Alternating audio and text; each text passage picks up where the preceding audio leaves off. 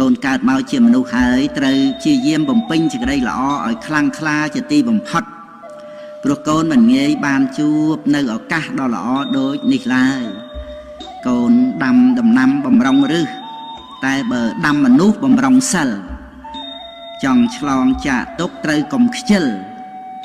ខូចខលដឹងខុសត្រូវកែខ្លួន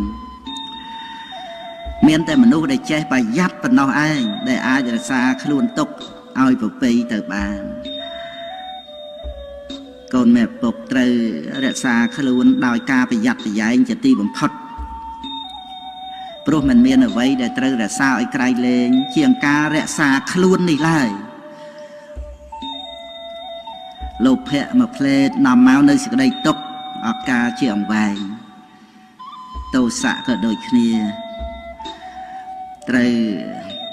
ប្រយ័ត្នជាទីបំផុតកូនត្រូវដឹងថាក្នុងโลกនេះរមែងមានរឿងដែលសម្រាប់ឲ្យយើងមានសេចក្តីអត់ធន់ត្រូវទទួលដឹងដូច្នេះឯងត្រូវដឹងថាโลกនឹងមានរឿងដែលសម្រាប់ឲ្យយើងអត់ធន់ដូច្នេះគឺជាឱកាសដែលសម្រាប់ឲ្យយើងចម្រើននៅគុណធម៌